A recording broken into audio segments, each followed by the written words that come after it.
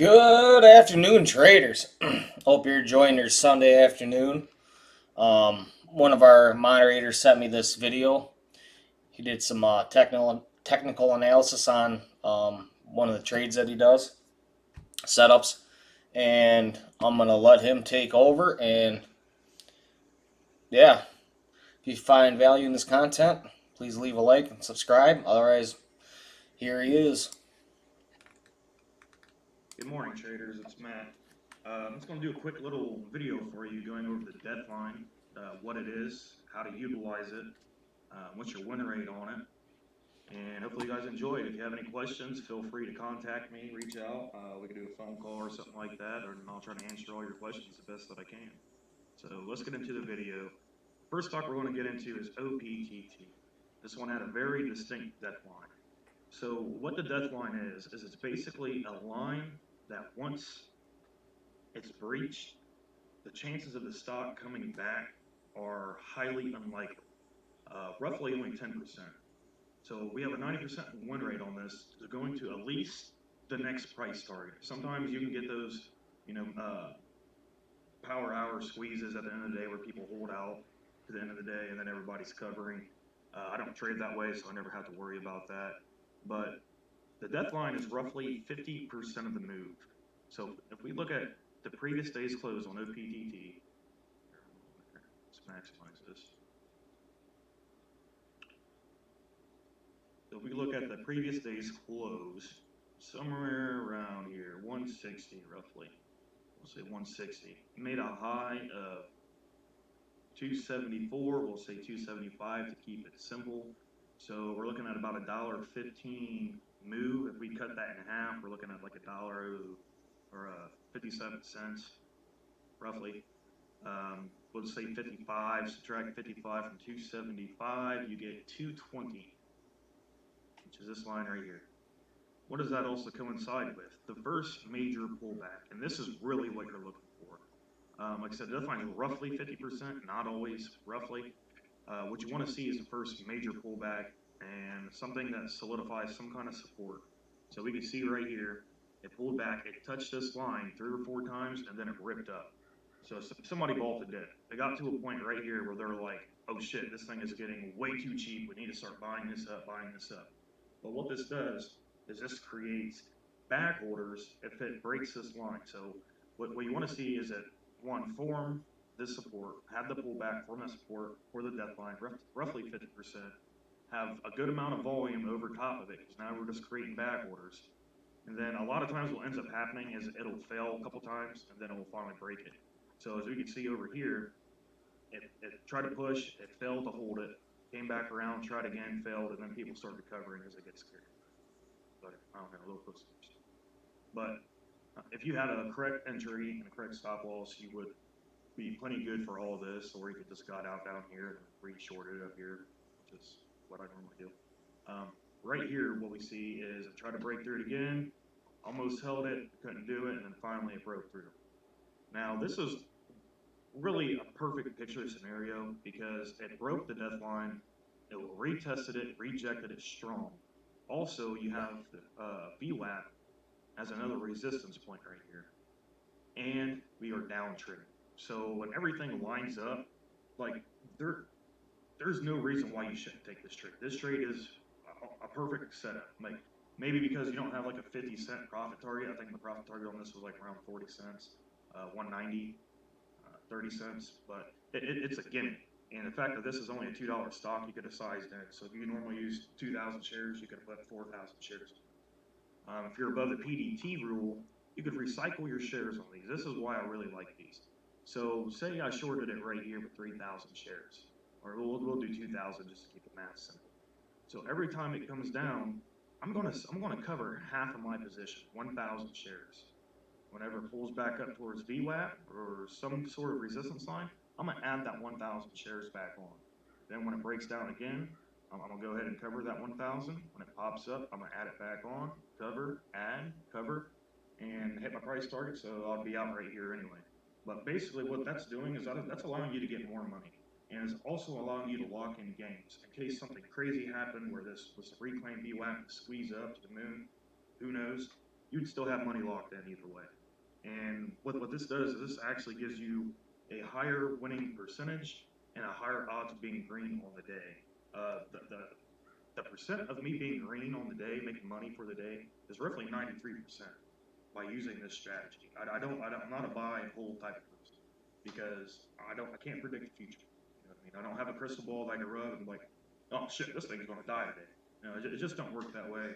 I don't really go by the history repeats itself thing simply because history is created every single day. Not any stock is 100% alike because it's all psychology, it's all different buyers and sellers, supply and demand, news, everything makes a stock unique. Um, but using this strategy right here, it's just quick, easy money, 90% win rate. Like why would you not take that? If you had a pile of money just sitting on the floor, would you not walk up and just grab it? You know what I mean? Like, hey, damn, there's fucking, $500,000 sitting in the corner of my house. I'm gonna go fucking put it in the bank or something. If you didn't, you'd just be stupid. And it's the same thing with doing this. This right here is a gimme play, and you'll see this day in, day out. It's easy money. Take the money. Take the money. Even if you're buying hold, you just short that bitch, set your orders up, and walk away. And there's a 90% chance you're going to come back and you're going to have money at the end of the day. Let's go over the one that kind of killed everybody, FFHL. We'll do this one. This one was a little bit of a pain, and because it went bullish, broke pre-market highs and held with volume, it totally completely changed the death line. So pre-market, the death line would have been right here. Right here. 270, whatever, I don't know. I don't like to get specific. I like to look at areas, and then I'll scale into that area. Because a lot of things don't always hit down on the penny. They'll get close, but they don't. So what I would look for on this, in order to be bearish, you would want to see the backside. The backside is going to be when it breaks this line and it's under VWAP. It never got there. Fucking pulled back a little bit to the nearest support level or consolidation and it fucking ripped. This thing just trapped people all day. It trapped longs, it trapped shorts. I actually called this out to one of the members, and the reason being why I thought it was going to rip up at the end of the day is because it's Friday. I mean, think about it. Who's going to want to pay overnight locate fees for multiple days on a stock that they don't know what the hell it's going to do? It does tend to close weak, but like I said, history can be new every single day. So that's why I thought it was going to go up, mainly just because of what day it was. If it was like a Wednesday, there'd be a good chance that this would probably fade down in the after hours, which is kind of doing now, or even fade down throughout the day. But being Friday, shorts are going to want to cover. Simple. So knowing that this went bullish and just fucking was killing everybody, our deadline is completely new now. So what we're going to look for on this one is where is the first major pullback? So we do have this little flag pattern right here. It's nothing major. Right here is the first major pullback. Went from 508 all the way down to 420. 80-cent drop. You know what I mean? That's roughly 20% of the pullback. That's pretty strong if you ask me. So we'll go ahead and just put a line right here, just for shits and giggles.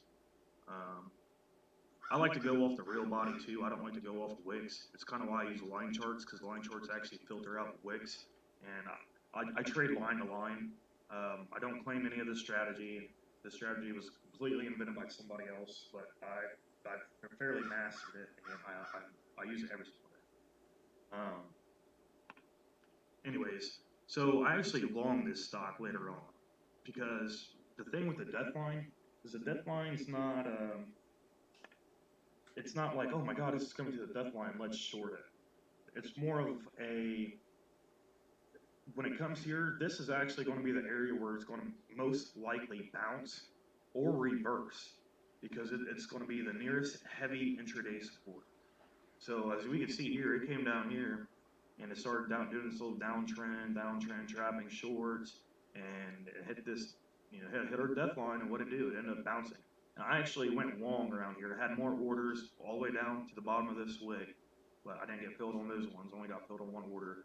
As soon as it popped up, I sold it, because what you end up seeing a lot of times is it'll come back up and then it'll come back down and retest it, and then it'll kind of, bounces will get smaller, and then it'll fucking have a volume confirmation and just rip through. Then the stock will be over. This one didn't.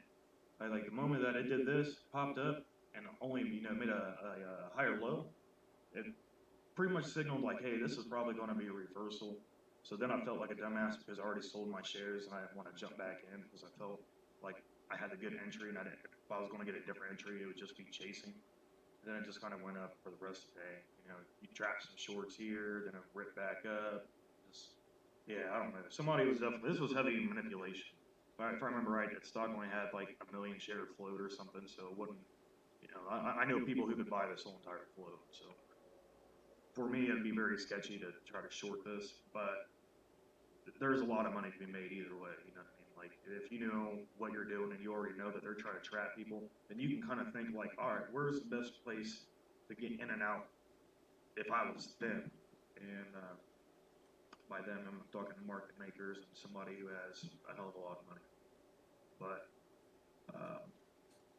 let me try to draw this down with paint real quick. I'm going to apologize beforehand because I'm no fucking Picasso or anything like that, but just so you get a rough understanding. So we're coming up. We'll say this is $1, right? We'll say up here is $2. So we're coming up, hit $2. We have a pullback to roughly the halfway point, $1.50. Rip up, I don't know, does a double top, comes back down, bounces, does this number, and then it tanks. So we'll say right here is our deadline because it's the first major pullback and it's roughly 50% of the total. Now, it don't have to be, you know what I mean? Like this could be, I don't know, 250, and down here could be 150. But we're just looking for the first major pullback that's roughly 50%. And the ways to trade this, I think I stated earlier, is you can either short it when it breaks the death line with confirmed volume. I don't like to really do that, but a lot of times I'm normally short-handed. I already got a started position beforehand. You can do that. You'll wait for either a pullback where it'll retest the death line and reject it and then continue down. It'll either come down and kind of consolidate and then fucking make its next leg down, or it can come down and just barely pop up and then fucking red. Either one of these, but you're going to have to play it based on what you see. And then your price target will normally, for me anyway, will be the start of the move, or the move begin, because that's going to be the next support level. And I'll just trade line to line. I'll just come up here. We know that this is a resistance point. I'll just get in somewhere around this line, and I'll look to get out around this line. If it breaks this line, I'll get in, you know, back at this line, and I'll get back out at this line. And I'll just do that all day, and it just adds up slowly but surely. But yeah, I want to apologize for my shitty drawing on that one. But if you guys have any questions, if you want to have a phone call or anything, want to go over charts, just let me know, shoot me a message, and I'll try to get back with you and answer any questions that you have. That's the best of my capability. Till then, stay green and good luck, guys.